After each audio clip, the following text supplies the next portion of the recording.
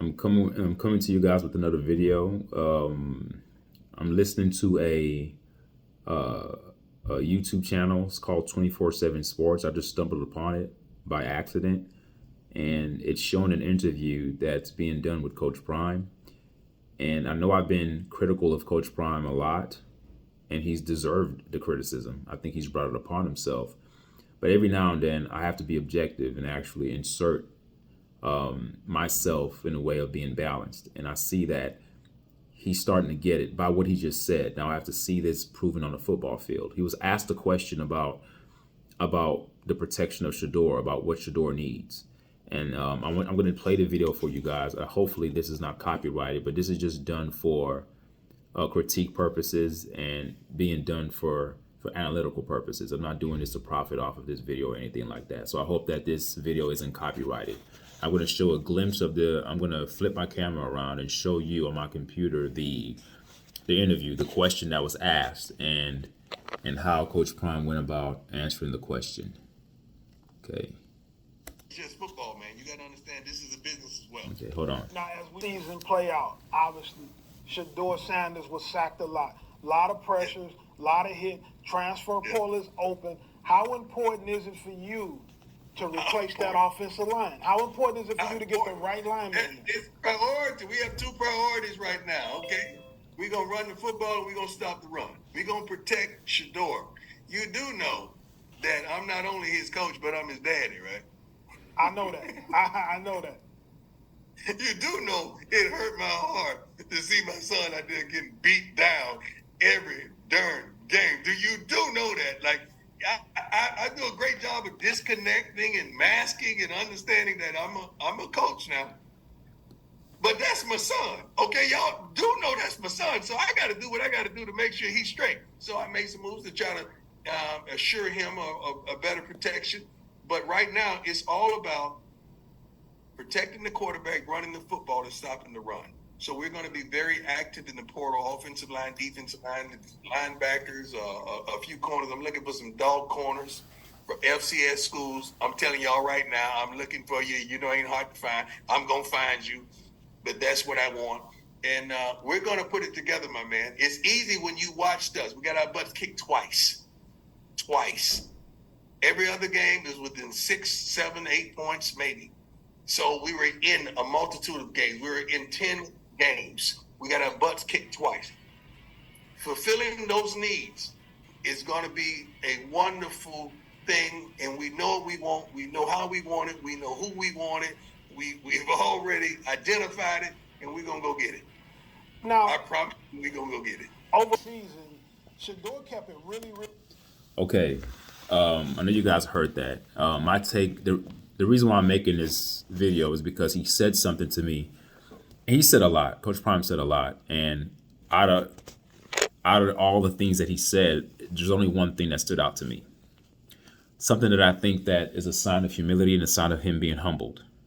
Now, I don't know if what he's saying is going to materialize on the football field or not. And I know you guys have probably heard it too. Write in a comment if you think you know what I'm going to say. If you think that you know what I'm going to say about what Coach Prime just said. He said a lot. I could have stopped it earlier, but I let it all play out. I let the whole, that segment, that question that the host asked Coach Prime, I allowed Coach Prime to finish it out. I should have stopped it where the comment he made, the comment that he made that actually caused me to make this video.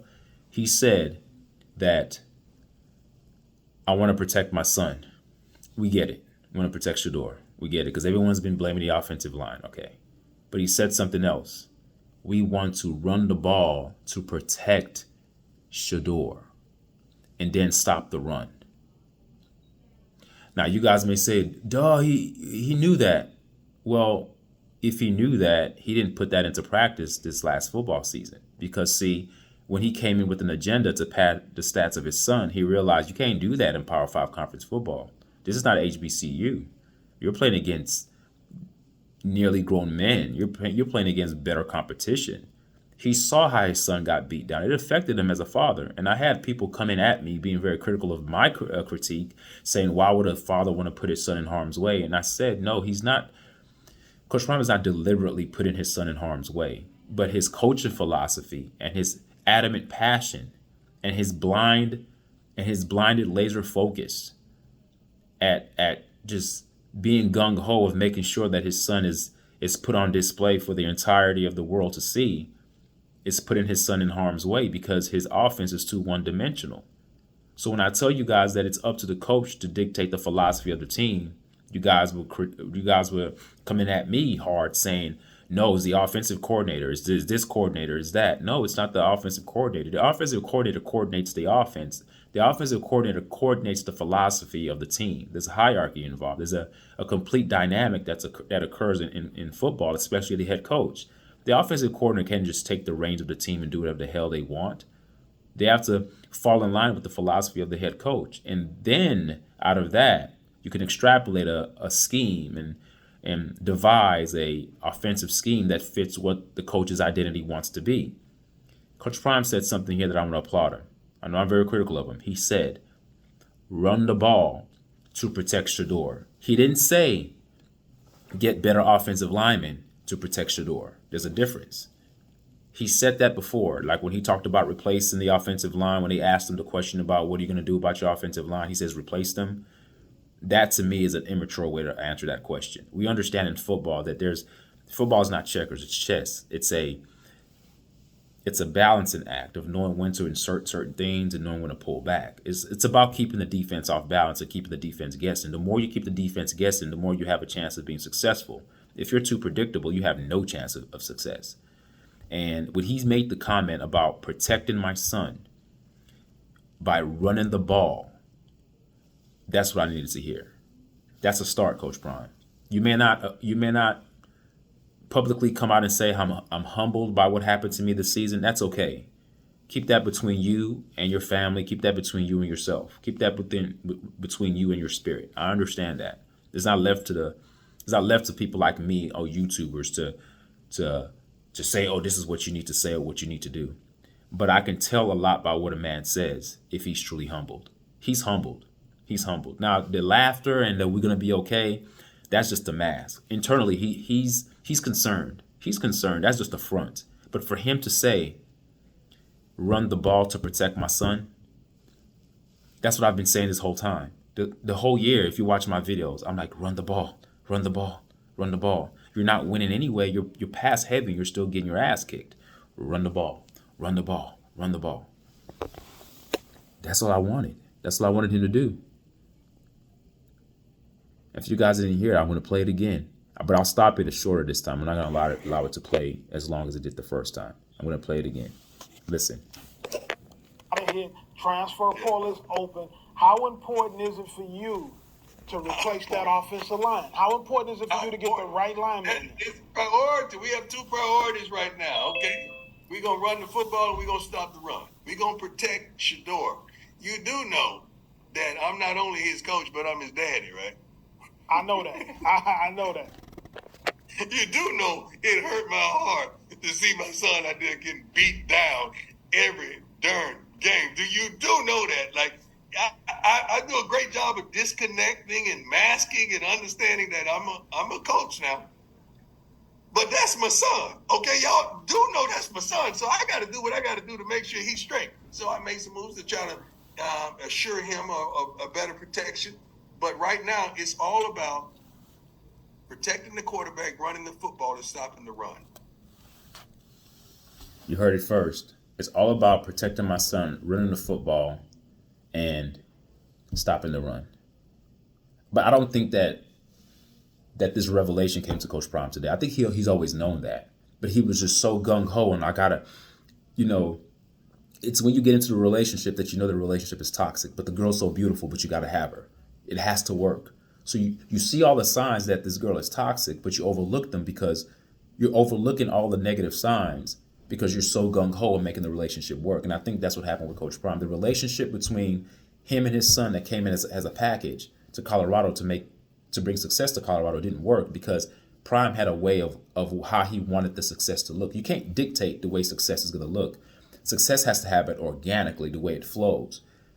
When you saw your team, Coach Prime, you saw that your personnel in terms of your offensive line wasn't that strong. And even if your offensive line was strong, I wouldn't recommend a team being one-dimensional. That doesn't win games. We've seen a lot of air raid offenses. It looks good, but it doesn't really translate to important wins. It doesn't translate to big bowl games. It doesn't really translate to being in the playoffs. And teams like that go to the playoffs, they get demolished because those teams that are run heavy and do pass out of the run are more successful. That's why I think that Michigan is a very dangerous team in the playoffs right now. Them to me, them and Alabama are the most dangerous teams. Why do I say that? Because Alabama has a running attack. Their quarterback is dynamic on his feet, and you have to respect that. And we all know what Michigan brings to the table in terms of the running game. So yeah, when I heard Coach Prime say that to me gives me hope, a glimmer of hope. Now we have to see that if what he says is going to translate on the football field. Okay? And I think that's what Coach Sean Lewis was trying to implement, but Coach Prime didn't let him, so Coach Sean Lewis had to leave. But I know to the naked eye, to the onlooker, to the novice, you're going to look at this, and then next year when you start to see them run the ball more, if they actually do it, the first thing people are going to say, see, Sean Lewis was sabotaging Coach Prime. He was a mole. He was an agent sent there to destroy Coach Prime. He was passing the ball too much. And no, he wasn't. At Kent State, he's not an air raid guy. He's not a pass heavy guy. He had to change his philosophy due to Coach Prime. But Coach Prime has seen firsthand what that bullheadedness did to his son. He almost got his son killed out there. And I don't mean that metaphorically. I mean that literally. When you get your back fractured, that's serious. We're talking about, people get spinal injuries and can't even move the same anymore. Football's a violent game. And it's not like Shedeur is the biggest of guys. He's frail. I mean, he doesn't really have muscle striations. He's really slim. Waist down, his legs are big, but in terms of waist up, he's frail. His arms are lean. He has no muscle striation. Not to say that matters playing quarterback position, but the point I'm making is that he's not that big of a guy to continue to take hits like that. He's not like he's 6'4", 220. He's 6'2", 200 and something pounds. Okay? So that gives me some hope.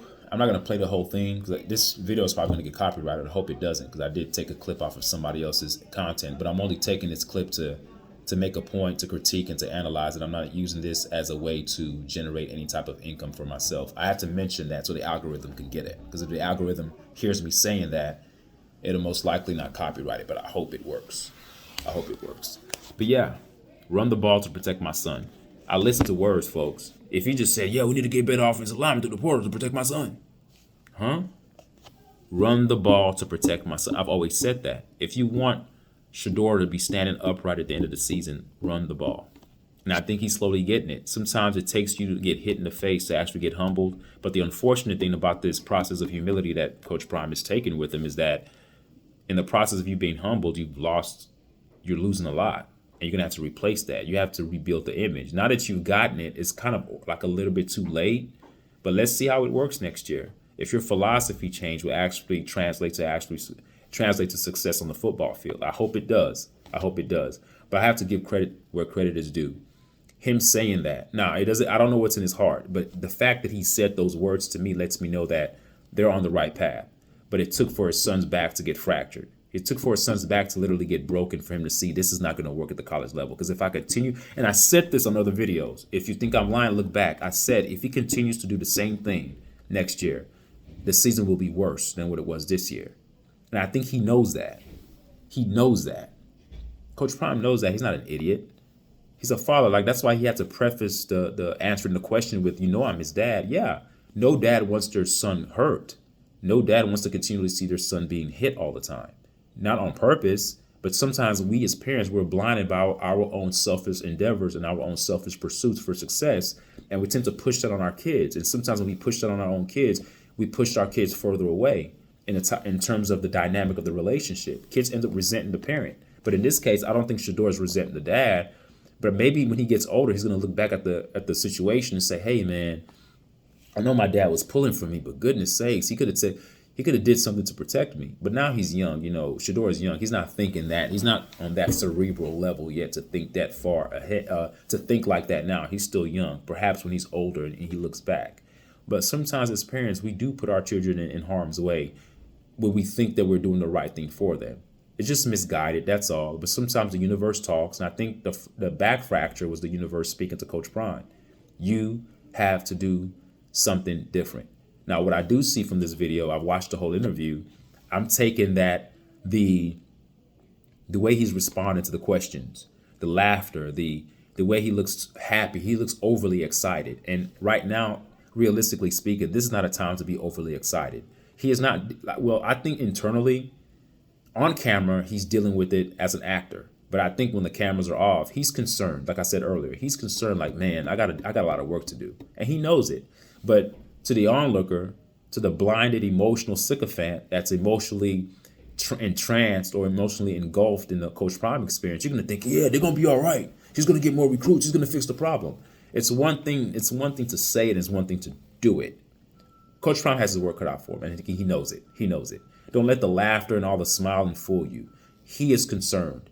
The fact that he made a statement about, I need to protect my son, running the ball to protect him, that to me is a monumental statement. It lets me know that he's changing his whole philosophy of what he thought Power 5 conference was about.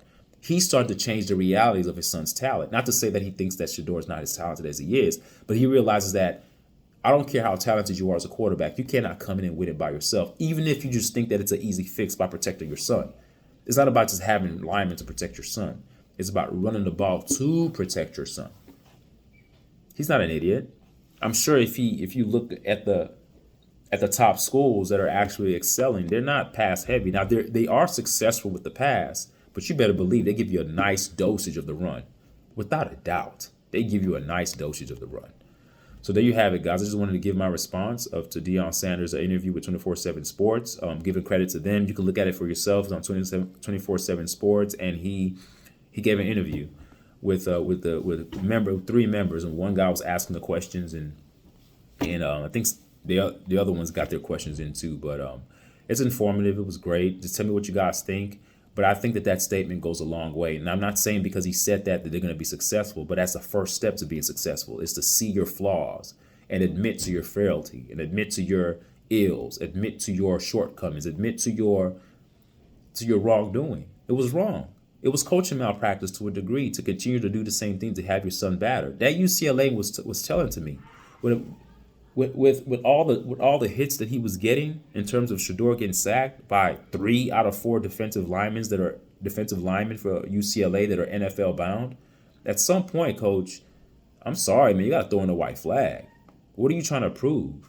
Run the ball. Let them hit the running backs instead of your son.